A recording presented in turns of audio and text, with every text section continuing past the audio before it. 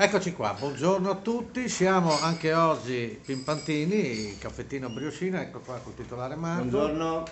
che sarebbe ora di cambiare la mascherina, ce l'ha da un mese e mezzo, come 6 mesi. 6 mesi, prima della pandemia, Prima- perché lui vedeva avanti, ha detto la prendo, la tengo. Gli altri si abolire ormai comunque, Io ho fatto stiamo l'investimento distanziando. prima. Di fronte abbiamo 3 amici, si è aggiunto un altro, ogni giorno si aggiunge qualcuno, quindi c'è un incremento economico non da poco, quindi Allora, oggi come è, faremo una basettina ecclesiastica, o meglio, ed è questa, la dedichiamo oggi all'amico Luca.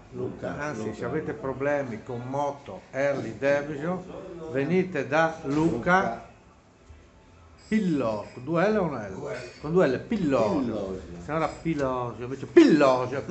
Allora, ci sono questi due grandi sai, cantanti lirici, come si chiamano quelli lirici, tipo Lirici, Pavarotti. sì.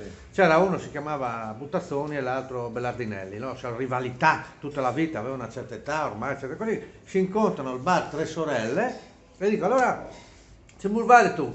Il Covid non tu poi, ma là di cantare, no, chianti oggi mo.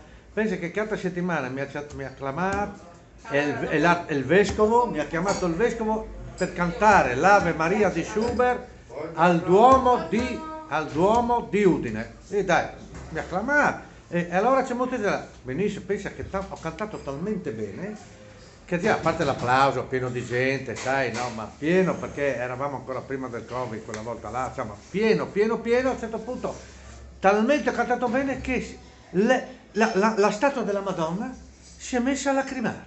Una roba che erano le signore, sai, col fazzoletto lì a prendere le lacrime, una roba, un miracolo, ma veramente una roba. E tu invece hai cantato anch'io. Ho cantato anch'io la settimana dopo di te, e sì, mi ha chiamato sempre il vescovo e ho cantato anch'io sempre l'Ave Maria di Schubert. E allora come è andato? Ma anche lì entusiasmo, le stelle, applausi, robe, no? Ma ecco, guarda, ho cantato bene, ma bene che a un certo punto, dopo gli applausi, è venuto giù Gesù dalla croce, mi ha messo una mano nella spalla e mi ha detto, tu sì che canti bene, non come quello che l'altra settimana ha fatto piangere mia mamma.